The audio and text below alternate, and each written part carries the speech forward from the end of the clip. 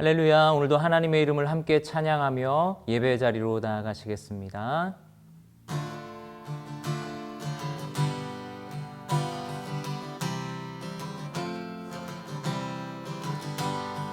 내 평생 사는 동안 주 찬양하리. 여호와 하나님 내 주를 찬양하리. 주님을 묵상함이 즐겁도다. 내 영혼 주 안에서 참 기쁘리. 다시 한번 내 평생 사는 동안 내 평생 사는 동안 주 찬양하리. 여호와 하나님 내 주를 찬양하리. 주님을 묵상함이 즐겁도다. 내 영혼 주 안에서 참 기쁘리. 내 영혼아 주님을 송축하라. 내 영혼아 주님을 찬양하라. 내 영혼아 주님을 송축하라.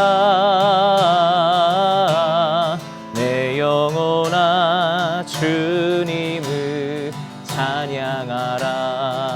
내 영혼아 내 영혼아 주님을 송축하라. 내 영혼아 주님을 찬양하라. 내 영혼아 주님을 송축하라. 내 영혼아 주님을 찬양하라. 내 영혼아 내 영혼아 주님을 찬양하라. 내 영혼아 내 영혼아 주님을 찬양하라. 아멘. 예수께서 돌아오시자 많은 사람들이 그분을 반겼습니다. 그들 모두가 예수를 기다리고 있었습니다. 그때 야이로라는 회당장이 와서 예수의 발 앞에 엎드리며 자기 집에 와달라고 간절히 애원했습니다. 12살 된 자기 외동딸이 죽어가고 있었기 때문입니다. 예수께서 그리로 내려가시는데 많은 사람들이 밀어댔습니다. 그 중에는 12년 동안 혈루병을 앓아온 여인이 있었는데 의사들에게 재산을 모두 썼지만 어느 누구도 그 여인의 병을 고쳐줄 수 없었습니다. 그 여인은 예수의 뒤로 비집고 다가가 그분의 옷자락에 손을 댔습니다. 그러자 즉시 출혈이 멈췄습니다. 그때 예수께서 누가 내게 손을 댔느냐 라고 물으셨습니다. 사람들이 모두 만지지 않았다고 하자 베드로가 말했습니다. 선생님, 많은 사람들이 선생님을 밀어대고 있습니다. 그러자 예수께서 말씀하셨습니다. 누군가가 내게 손을 댔다. 내게서 능력이 나간 것을 알고 있다.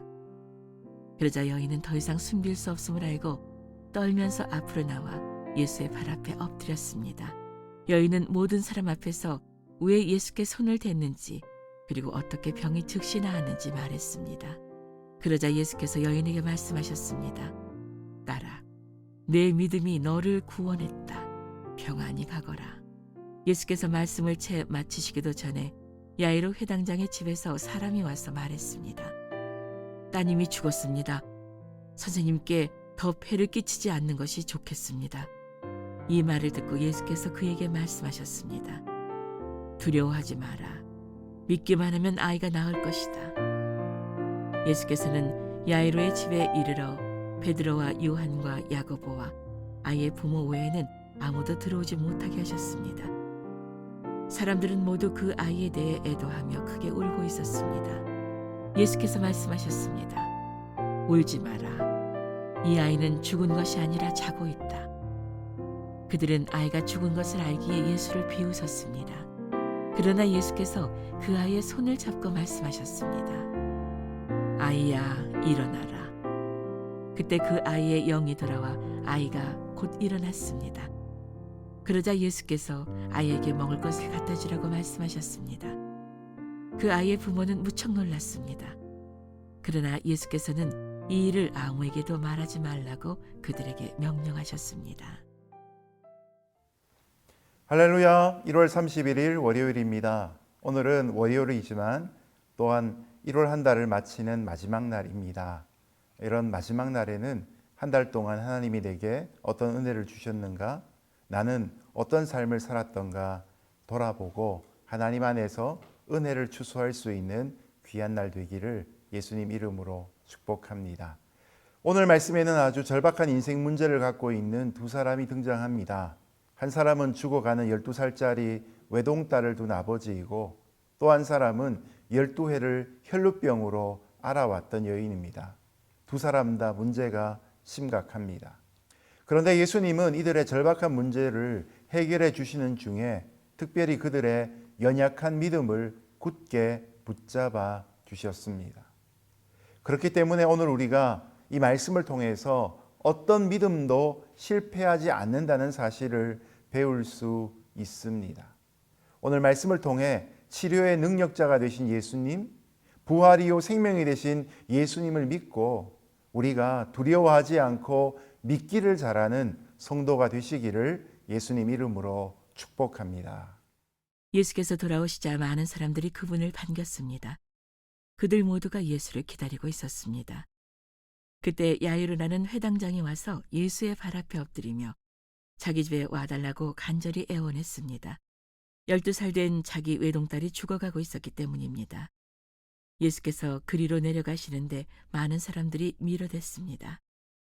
그 중에는 12년 동안 혈루병을 앓아온 여인이 있었는데 의사들에게 재산을 모두 썼지만 어느 누구도 그 여인의 병을 고쳐줄 수 없었습니다. 그 여인은 예수의 뒤로 비집고 다가가 그분의 옷자락에 손을 댔습니다. 그러자 즉시 출혈이 멈췄습니다. 야이로는 회당장이라는 체면에도 불구하고 예수님의 발 아래 엎드려 자기 집에 오시기를 간청하고 있습니다. 그의 12살 먹은 외동딸이 병에 걸려서 시름시름 죽어가고 있기 때문이었습니다.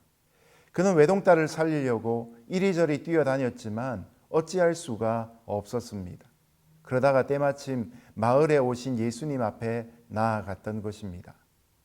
우리도 무슨 문제가 있을 때 사람을 찾기 전에 먼저 주님 앞에 엎드려야 할 것입니다. 그렇게 믿음으로 간구하면 주님은 작은 신음에도 응답하시는 것을 믿어야 할 것입니다. 하나님은 우리를 응답하신다. 오늘 이 사실을 마음에 새길 수 있는 귀한 아침 되기를 주님 이름으로 축복합니다. 자, 예수님은 야이로와 함께 그 집으로 향하고 계십니다. 그러던 중에 12해를 혈루병으로 앓던 한 여인이 예수님께 다가가고 있습니다. 혈루병은 율법에서 부정하다고 규정하는 유출병 중에 하나이지요. 그래서 그녀가 앉았던 자리이며 손댄 모든 것이 다 율법적으로 또한 부정합니다. 그러니 많은 사람들이 모인 곳에는 그녀가 갈 수 없는 것이죠. 지금까지 많은 의원들이 자신을 실망시켰지만 예수님은 능히 치료하시리라 믿고 나아갔던 것이죠. 물론 그녀는 야이로처럼 마을 유지도 아니어서 예수님 보고 오시라고 청할 수 있는 입장도 아니었죠. 게다가 수치스러운 병이어서 드러내놓고 말할 수도 없었습니다. 하지만 여인은 예수님의 뒤로 가서 그 옷자락이라도 붙잡자라는 독특한 방법을 생각해 내었던 것입니다. 여인의 믿음으로 예수님 뒤로 가서 옷가에 손을 대는 순간 예수님의 능력이 즉시로 여인의 혈루병의 근원을 말려버렸습니다. 예수님과 어떻게 접촉만 되면 주님의 능력이 역사하는 것임을 보여주고 있습니다. 많은 사람들이 나는 뭔가를 해보고 싶은데 길이 없다 그렇게 말합니다. 소원은 계속 말하는데 시간만 보내고 있는 경우가 참으로 많습니다. 그 일 시작하고 이미 끝났어야 될 시간인데도 불구하고 아직도 시작하지 못하는 경우가 참으로 많습니다. 그러나 믿음이 있으면 발걸음을 떼게 되어 있습니다. 믿음을 가지고 보면 길이 보이기 시작합니다. 작은 시도라도 예수님의 능력이 강력하게 임할 것을 믿는 것, 이것이 바로 믿음의 발걸음입니다. 오늘도 큰 믿음을 가질 뿐만 아니라 작은 시도도 감당할 수 있는 굳건한 믿음 가지시기를 주님 이름으로 축복합니다. 그때 예수께서 누가 내게 손을 댔느냐라고 물으셨습니다. 사람들이 모두 만지지 않았다고 하자 베드로가 말했습니다. 선생님, 많은 사람들이 선생님을 밀어대고 있습니다. 그러자 예수께서 말씀하셨습니다. 누군가가 내게 손을 댔다. 내게서 능력이 나간 것을 알고 있다. 그러자 여인은 더 이상 숨길 수 없음을 알고 떨면서 앞으로 나와 예수의 발 앞에 엎드렸습니다. 여인은 모든 사람 앞에서 왜 예수께 손을 댔는지 그리고 어떻게 병이 즉시 나았는지 말했습니다. 그러자 예수께서 여인에게 말씀하셨습니다. 가라. 내 믿음이 너를 구원했다. 평안히 가거라. 예수님은 갑자기 내게 손을 댄 자가 누구냐고 말씀하셨습니다. 무리들이 서로 밀치고 있는 상황인데 누가 예수님의 몸에 손을 대었는지 아무도 알 수가 없었던 것이죠. 그러나 여인은 예수님의 그 말씀을 듣고 자신이 허락 없이 예수님의 몸을 만지고 예수님의 능력으로 치유받은 것 때문에 마음에 두려움이 임합니다. 그렇게 두려움에 떨다가 드디어 자신이라고 고백하며 나아갑니다. 이때 예수님은 여인이 기대한 것처럼 여인을 책망하지 않으셨습니다. 왜 부정한 여인이 나의 거룩한 몸에 손을 대었느냐 그렇게 따지지도 않으셨습니다. 대신에 예수님은 여인을 향해 딸아라고 불러주셨습니다. 그동안 사람들로부터 부정한 그 여자로 불리던 그 여인이 이 이야기를 듣고 얼마나 감격했겠습니까? 여러분, 예수님의 지금 행보가 어디를 향하고 있습니까? 12살짜리 딸을 살리기 위한 아버지의 요청으로 그 집을 향하여 가고 있지 않습니까? 야이로의 딸만 딸인 것이 아니라 12의 혈루병을 앓아온 이 여인도 하나님의 딸인 것을 예수님은 이 호칭을 통해서 확인시켜주고 계십니다. 그 순간에 예수님은 내 믿음이 너를 구원하였으니 평안히 가라 라고 말씀하시며 여인의 믿음을 칭찬하고 계십니다. 그동안 사람들로부터 부정한 그 여자라고 낙인 찍혀 있던 여인이 이제는 예수님 안에서 회복을 경험하고 있는 것이죠. 예수님은 사람의 사회적인 지위나 타이틀로 평가하지 않으십니다. 그 내면에 믿음이 있는가를 보시고 그 믿음을 근거로 칭찬하시며 축복해 주십니다.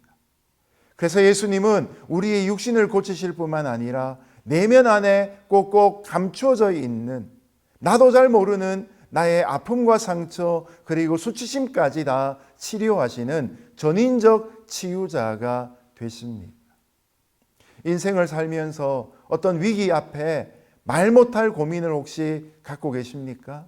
어린 시절만 이런 고민을 갖고 있는 것이 아니라 중년이 되고 사회적인 리더가 되었는데도 불구하고 내가 이런 고민을 해야 되는가 싶어서 말할 수 없는 그런 부분들을 갖고 있을 수도 있을 것입니다. 그래서 꽁꽁 싸매어 놓고 가족들에게조차 오픈하지 않은 채 혼자서 깊은 수렁 가운데 빠져 있는 정말 위기 가운데 있는 중년의 시기를 겪을 수도 있는 것이죠. 그러나 여러분, 우리 모두에게 예수님은 구주가 되십니다. 전인적 치유자가 되십니다. 누가 가든지 예수님은 우리를 맞이하시는 사실을 우리가 믿고 나아갈 때 예수님의 사랑과 능력을 체험할 수 있을 것입니다. 오늘도 부끄러움 없이 하나님 아버지 앞에 나아가 구하며 은혜를 받는 저와 여러분 되시기를 예수님 이름으로 축복합니다. 예수께서 말씀을 채 마치시기도 전에 야이로 회당장의 집에서 사람이 와서 말했습니다. 따님이 죽었습니다. 선생님께 더 폐를 끼치지 않는 것이 좋겠습니다. 이 말을 듣고 예수께서 그에게 말씀하셨습니다. 두려워하지 마라. 믿기만 하면 아이가 나을 것이다. 예수께서는 야이로의 집에 이르러 베드로와 요한과 야고보와 아이의 부모 외에는 아무도 들어오지 못하게 하셨습니다.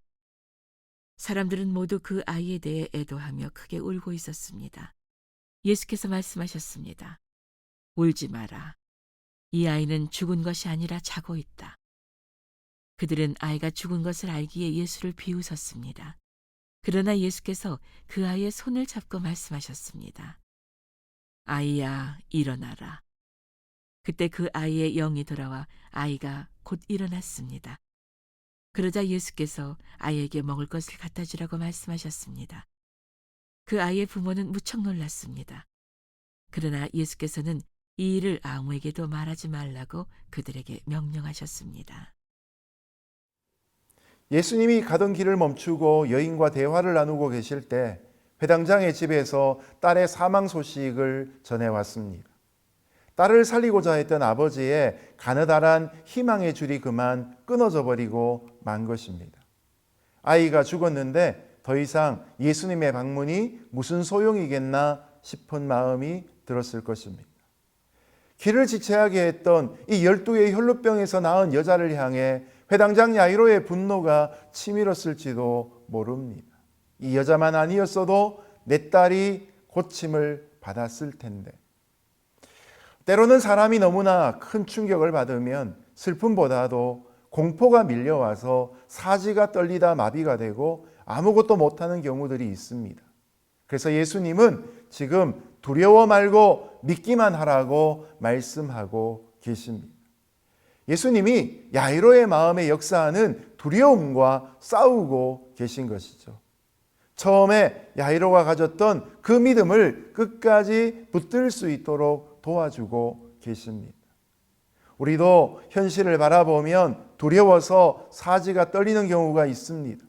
그러나 여러분, 주님의 음성을 듣고 주님을 바라보면 두려움이 사라지고 새롭게 소망이 생겨날 것입니다. 예수님이 집안에 들어가시니 호상꾼들이 울고 통곡하며 있었습니다. 그러나 예수님은 야이로의 딸이 죽지 않고 잠잔다고 말씀하셨습니다. 예수님이 살리시기로 작정하시면 죽음도 잠처럼 여겨질 수 있는 것이죠. 그리고 예수님은 아이의 손을 잡으시고 아이야 일어나라 말씀하셨습니다. 이것이 바로 달리다 쿰이라는 말이죠. 아이가 죽었던 그 상태에서 그 아이의 영이 돌아오게 됩니다. 아이가 죽어서 몸에서 이미 영이 떠났으나 창세기 2장 7절에 하나님이 첫 사람을 만드실 때 흙으로 사람을 빚으시고 그 코에 생기를 불어넣으셨던 것처럼 예수님이 다시 그 죽은 육체에 아이의 영을 생기로 불어넣어 주셨던 것입니다. 이런 예수님을 굳게 믿었던 사도 바울이 고린도전서 15장에서 이렇게 당당하게 외쳤던 말씀을 기억하실 수 있을 것입니다. 사망아, 너의 승리가 어디 있느냐? 사망아, 너의 쏘는 것이 어디 있느냐? 사망은 주님 앞에서 열길로 물러가는 무력한 능력이 되는 것이죠. 오직 승리는 부활하신 주님께 있는 것입니다. 사단은 수시로 우리에게 두려움을 심어서 우리가 두려워 아무것도 못하게 만들기를 원합니다. 우리가 믿음을 가지고 작은 발걸음을 떼면 하나님이 큰 역사를 행하실 것을 사단도 알기 때문에 우리로 하여금 두려워서 발걸음을 못되게 만드는 것이죠. 포기하게 만드는 것입니다.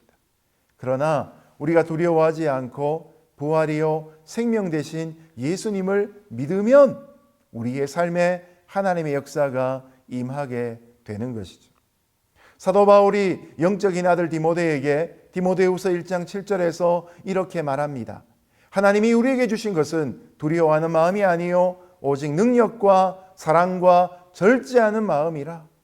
여러분, 오늘도 저와 여러분의 마음속에 두려워하는 마음이 아니라 능력과 사랑과 절제하는 마음으로 충만할 수 있기를 예수님 이름으로 축복합니다. 오늘 하루도 부활이요 생명 되신 예수님 안에서 승리를 주시는 그 주님 안에서 살아갈 수 있기를 예수님 이름으로 축복합니다. 이제 말씀을 맺겠습니다. 오늘 살펴본 두 사람의 믿음의 시도는 사실 아주 작은 것이었습니다. 언뜻 보면 무모해 보이는 행동들이었습니다. 그러나 주님은 그런 작은 믿음의 시도를 크게 여겨 주십니다. 지금도 예수님의 능력을 체험할 기회가 우리 인생에 많이 있습니다.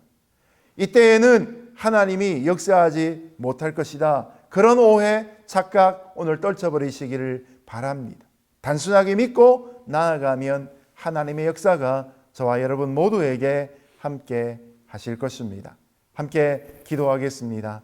하나님 아버지, 세상의 경험 속에 실패와 상처로 인해서 믿음의 발걸음을 옮기지 못하는 우리를 불쌍히 여겨주시고 오늘 이 시간에 우리에게 믿음의 역사를 믿고 나아가는 힘이 있게 하여 주옵소서. 우리 안에 있는 두려움과 말씀을 통하여 싸워 이기게 하여 주시고 삶의 현장 속에서 하나님의 큰 승리를 경험하는 성도의 삶 되게 하여 주옵소서. 예수님 이름으로 기도합니다. 아멘.